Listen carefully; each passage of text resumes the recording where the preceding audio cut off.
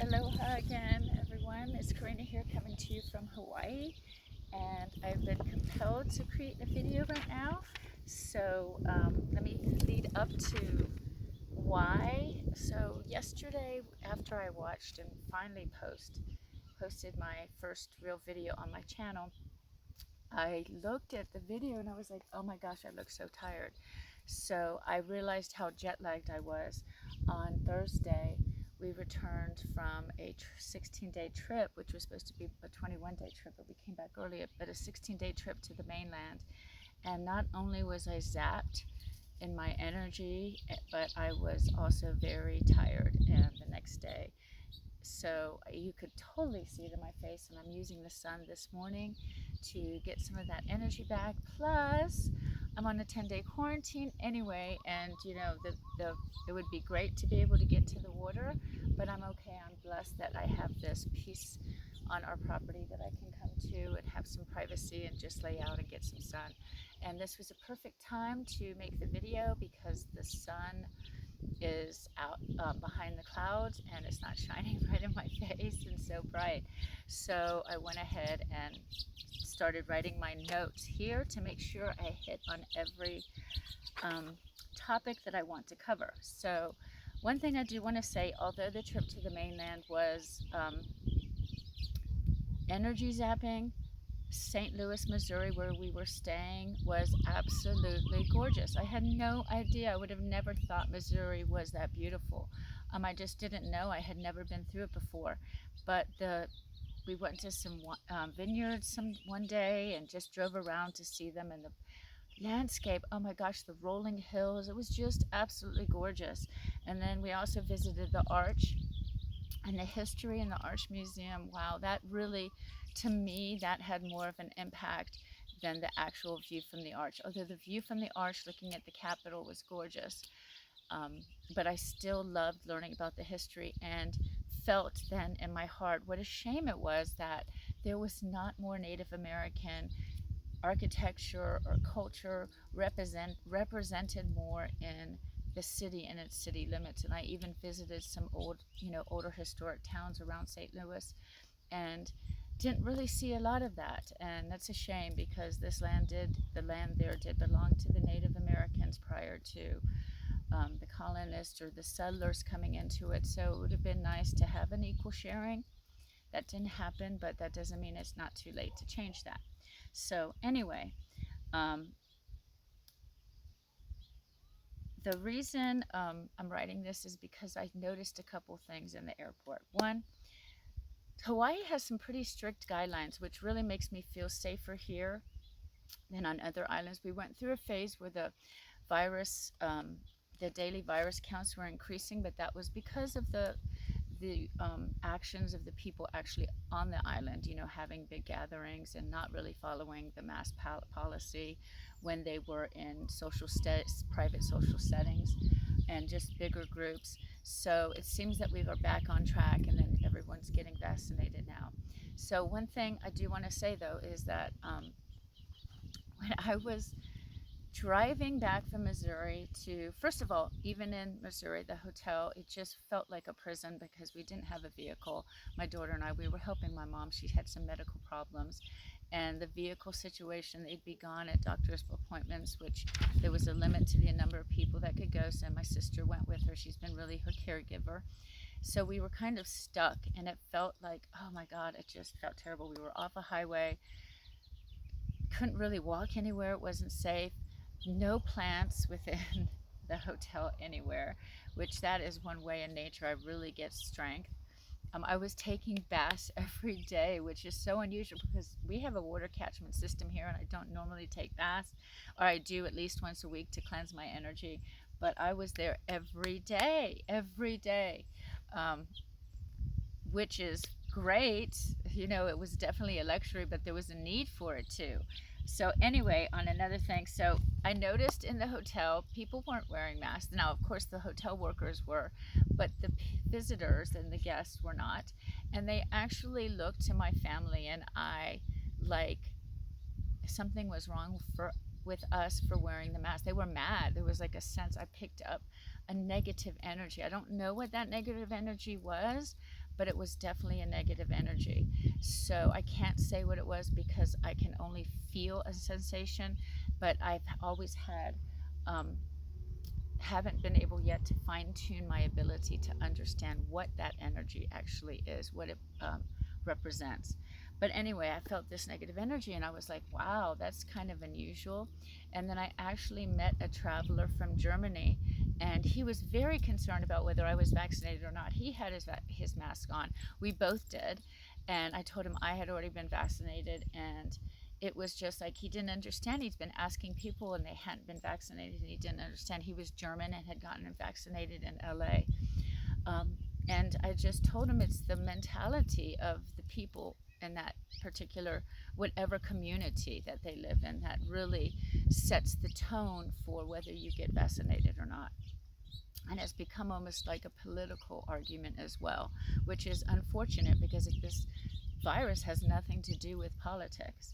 So, anyway, I haven't been able to, we couldn't get tested. It was a short flight back. We were supposed to stay until March 15th originally, and then we changed our flight to the 11th, and then from the 11th, just Tuesday evening, we changed it to Thursday. So Wednesday I tried to get a test. No one was, you have to call to make an appointment, and no one was allowing me to get on the online to get an appointment in. So I was like, it's okay, I don't mind quarantining. I have a beautiful piece of property, and like I said, I can get out in nature, and that's what I need. Of course, I would love to be at the beach and in the water because the ocean has just magical properties here, but I'm okay with working on things from the house. It gives me a chance to finish up some last minute things and tidy up and just really continue on this journey and fine tune everything, including my videos. But this I was compelled to share with you today, and I will try to make it quicker because it took forever to upload yesterday's video. So, I kind of told you about that, how the hotel was. On the drive back, we then drove from St. Louis after about 13 days, 14 days, 14 days, 15 days. Yeah, 14 days. We drove on the 14th day, we drove to Florida, actually lower Alabama, and off the Pensacola border.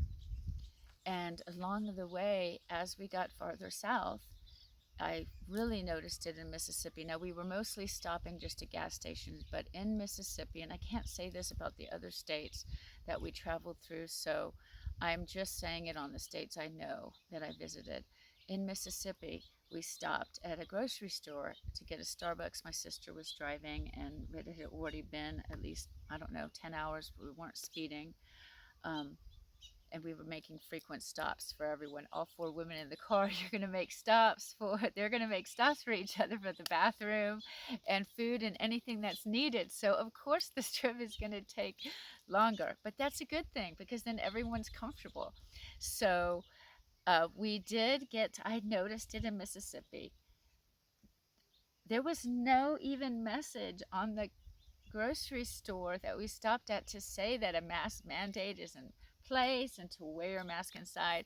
And so it was really like, now the workers had their mask on, and about 50-50, I would say, which is represents the current climate in the United States of mask wearers versus non-mask wearers. 50% of the people were not in masks. I hadn't seen this, guys. I haven't seen this. I live in Hawaii. We take our health, the health here and the health of our elderly, very seriously. The kahunas, they don't want our elderly, and we have a huge elderly Asian community as well, just even retirees from the States. The government here takes, and the people take that seriously. And we've had a mask mandate in place since March, at the start of when the virus first hit the US, and it's been the same continuously. The only laxing in it has been allowing the groups up to 10 to meet, when in the first it was like total shutdown, total social cutoff, quarantine, just like many other places has. The 2 weeks quarantines, although they kept it really, I think, in place a little bit longer. When they opened it up, it was just for medical appointments and like food. and things like that. And then they opened it up again for recreation because Hawaii does have such an active lifestyle of its people. It's kind of hard when your livelihood depends on being on the water, whether it's by a job or whether it's for your own personal health, or to feed your family with fish caught. So they opened the coastline again, which was really great because then at least you could very easily social distance and still get out and do these necessary things for your mental health. But anyway, so that was the first thing I noticed. I was kind of shocked. I just was shocked. I didn't know what to think, or how to feel about it. Really, I sat in amazement. I wasn't angry because I see both sides of the story, and we'll talk about that later. I was just amazed. Then we went again. The next time we stopped to get food or gas or at a major for bathrooms was in Alabama, and then nobody was wearing masks, only the employees. And I was just flabbergasted, I guess. I understand not wanting to feel that the pandemic is not in your life anymore, but it still is. So, ignoring the pandemic and pretending it's not affecting the world is not going to help stop it. And that's the truth.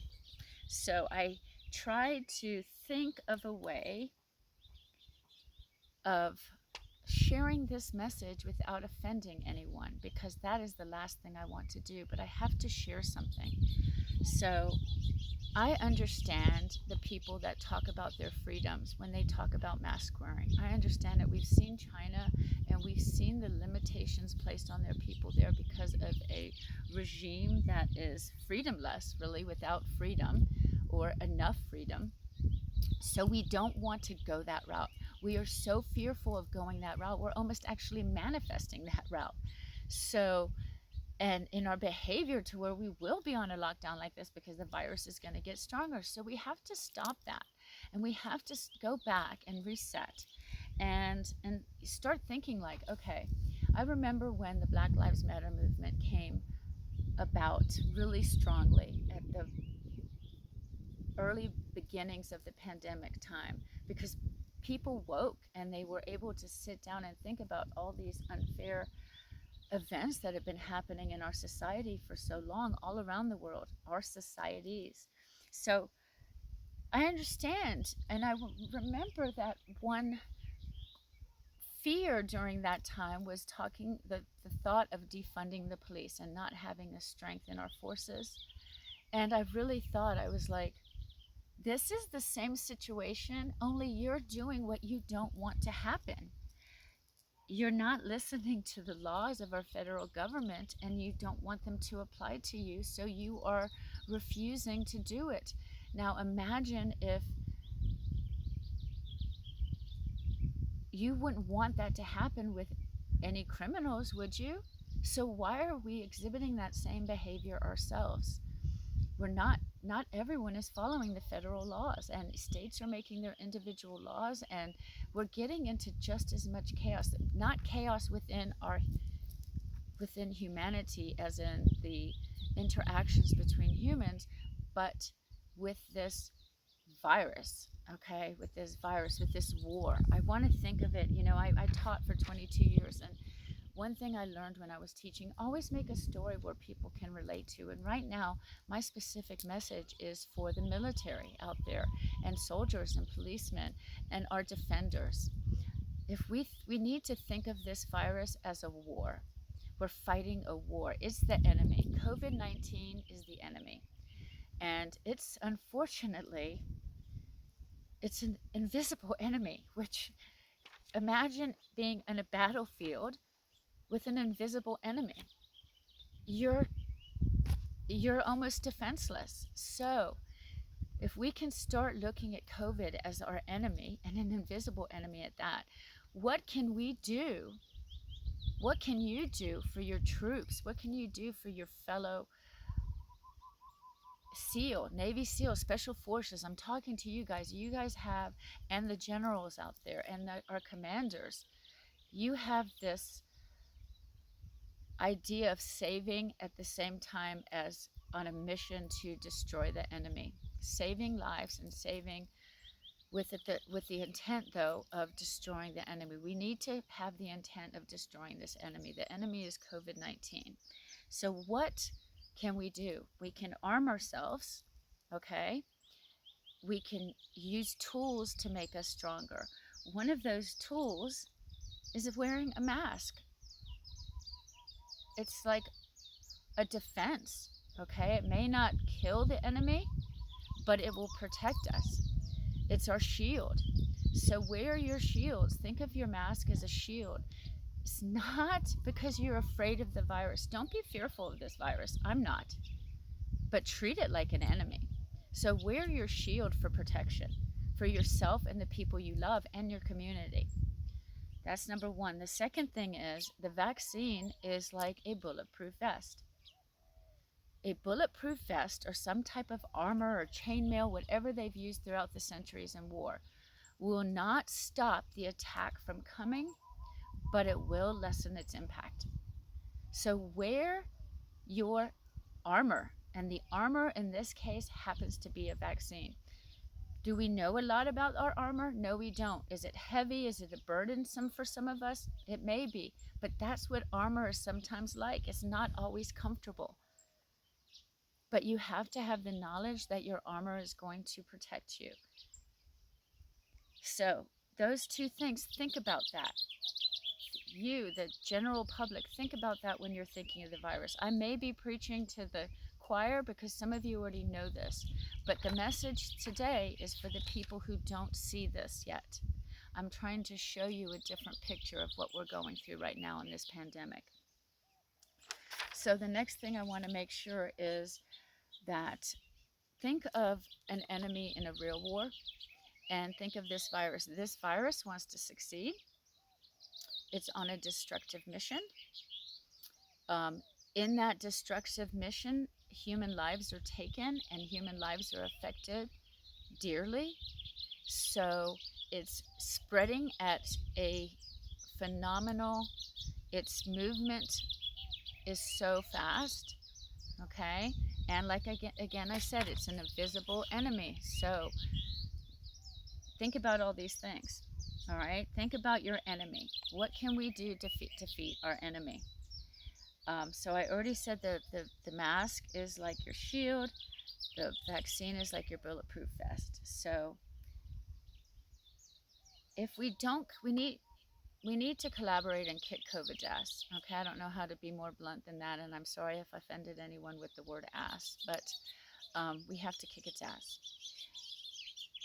Because it'll strengthen, just like enemy will. It'll strengthen its forces, and actually the good, and there's good and bad about the vaccine. The vaccine will have this enemy raise its defenses. Okay, so that's what happens. We've seen it every time we've used antibiotics, and we see is you use antibiotics for a while, the virus gets stronger, the bacteria gets stronger. That's just how viruses work. There's nothing we can do to stop it. It wants to survive, and it wants to succeed, and it wants domination. Okay, so, and really, my sister and I were talking about it. It's sent from the environment. It's protecting its planet and itself.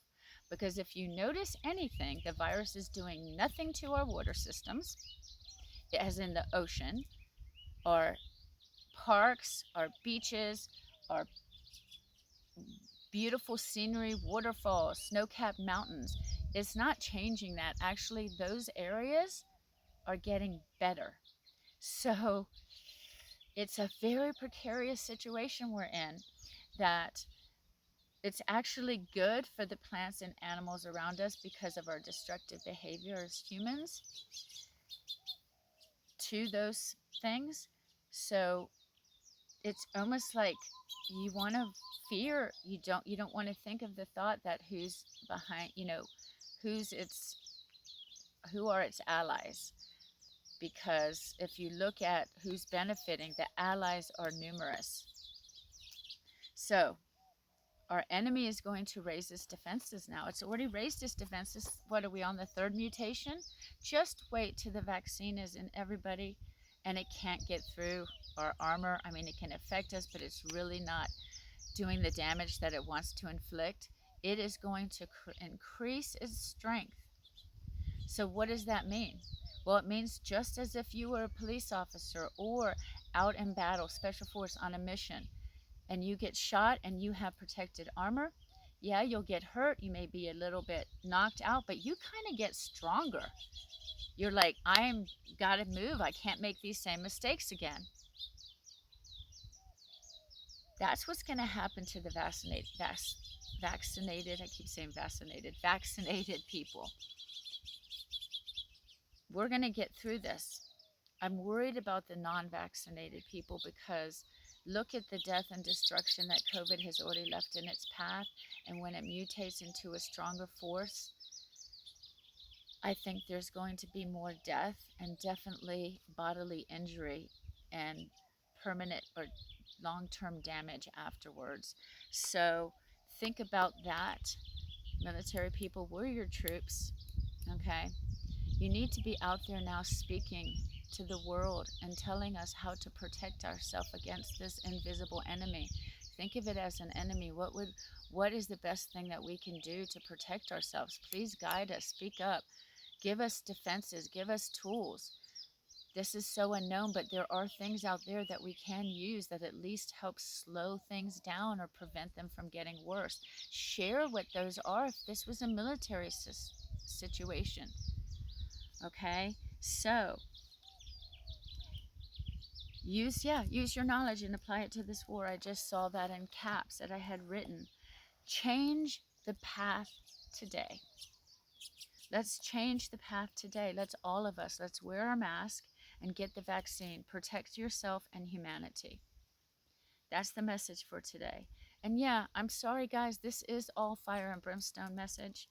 I am trying to be as positive as possible, but at the start of what I realized my soul's purpose was, I started receiving visions, a lot of visions from God and the spirit world, and I saw this path of destruction, and I saw what's happening next, and I saw where it's going to be, where it's going to take us. But then I was also given the gift of another vision, a vision of really a utopia.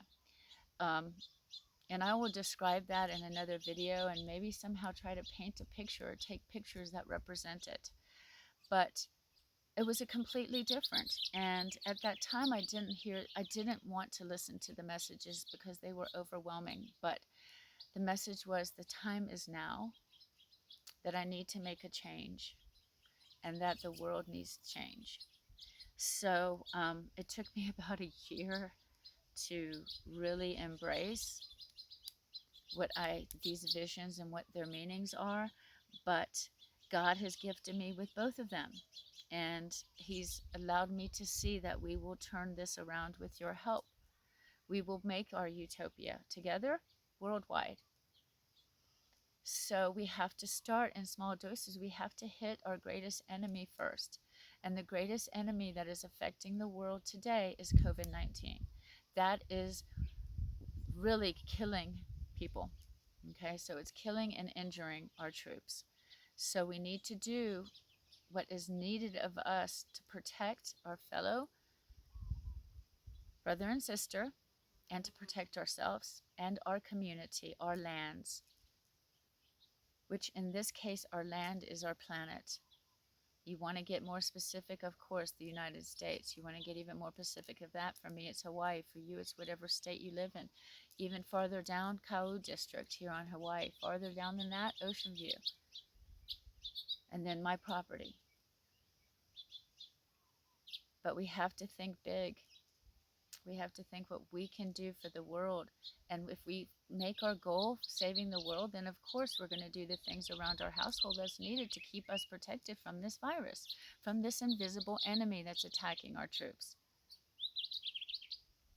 All the troops, actually. So,